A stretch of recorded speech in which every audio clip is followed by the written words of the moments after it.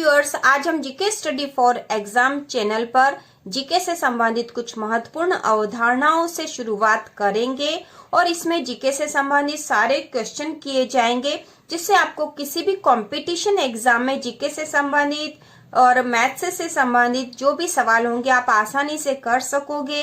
Hindi English के सवाल भी आप आसानी से कर सकोगे। तो कंपटीशन एग्जाम की तैयारी के लिए, सामान्य ज्ञान के लिए ये चैनल बनाया गया है। तो आज हम इसमें सीखेंगे प्राकृत संख्याएं, नेचुरल नंबर क्या होती है, पूर्ण संख्या वोल नंबर कौन कौन सी होती है, और पूर्णांक मतलब इंटीजर्स किसे कहा जाता है, क्योंकि इनसे संबंधित बहुत से क्वेश्चन एग्जाम्स में आते हैं।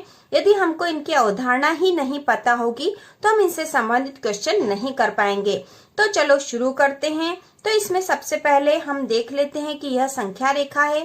ठीक है, ये संख्या रेखा, तो संख्या रेखा के बिल्कुल बीच में जीरो होता है। जीरो के इस तरफ होते हैं धन वाली संख्याएं, जो यहाँ दिखा रखी है 1 2 3 4 5 और इसी तरह ये संख्या अनंत तक जाती है। इधर अनंत तक की संख्या इसमें शामिल है। उसी प्रकार जीरो के दूसरी तरफ जो है ऋणात्मक संख्याएं, माइनस वाली संख्याएं होगी, -1 -2 -3 -4 -5 -6 और इसी प्रकार अनंत तक की संख्या इसमें भी शामिल होगी।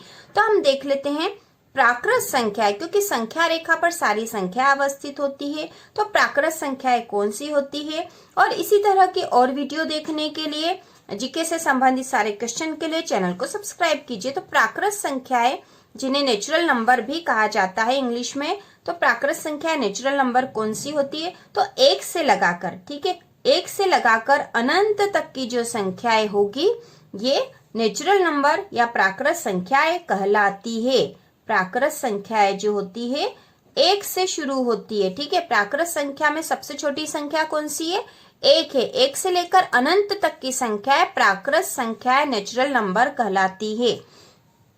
अब हम इसकी दूसरी अवधारणा देख लेते हैं। पूर्ण संख्या किसे कहते हैं, वोल नंबर। तो पूर्ण संख्या जो होती है जब प्राकृत संख्याओं के साथ शून्य भी शामिल हो जाता है, क्योंकि बिना शून्य के कोई भी संख्या पूर्ण नहीं हो सकती है, इसलिए जब इसमें शून्य भी शामिल हो जाएगा तब ये पूर्ण संख्या कहलाएगी। अर्थात जीरो से लगाकर अनंत तक की जो संख्याएं होंगी वह पूर्ण संख्याएं या वोल नंबर कहलाएगी। ठीक है, 0 से लगाकर अनंत तक की संख्याएं जो है पूर्ण संख्याएं कहलाती है। इसके बाद हम देख लेते हैं पूर्णांक किसे कहा जाता है। पूर्णांक किसे कहते हैं, तो पूर्णांक में जो होता है, पूर्णांक में 0 के इस तरफ की धन वाली संख्याएं और साथ ही 0 के साथ ऋण वाली संख्याएं। तो 0 के साथ ही संख्या रेखा की जो धन वाली संख्या है और जो ऋण वाली संख्या है, ये सारी संख्याएं मिलकर पूर्णांक इंटीजर्स बनाती है। तो पूर्णांक जो होते हैं ये सारी संख्याएं होती है। संख्या रेखा के दोनों तरफ की जो संख्याएं हैं वो पूर्णांक में शामिल होती है, पूर्णांक कहलाती है। ठीक है, पूर्णांक कहलाती है। तो यहाँ पर हमने देख लिया है प्राकृत संख्या 1 से लगाकर अनंत तक की जो संख्या है वो प्राकृत संख्या नेचुरल नंबर है। 0 से लगाकर अनंत तक की संख्या पूर्ण संख्या है। उसी प्रकार 0 से धन वाली और ऋण वाली दोनों संख्याओं को जब हम शामिल कर लेंगे तो यह पूर्णांक कहलाएगी। ठीक है, पूर्णांक संख्याएं कहलाएगी। अब यदि ऐसा क्वेश्चन आता है आपके एग्जाम में कि इनमें से पूर्ण संख्या कौन सी है, या फिर ये पूछा जा सकता है कि क्या प्रत्येक पूर्ण संख्या एक प्राकृत संख्या होती है। ठीक है, क्या प्रत्येक पूर्ण संख्या मतलब वोल नंबर, प्रत्येक पूर्ण संख्या एक प्राकृत संख्या होती है।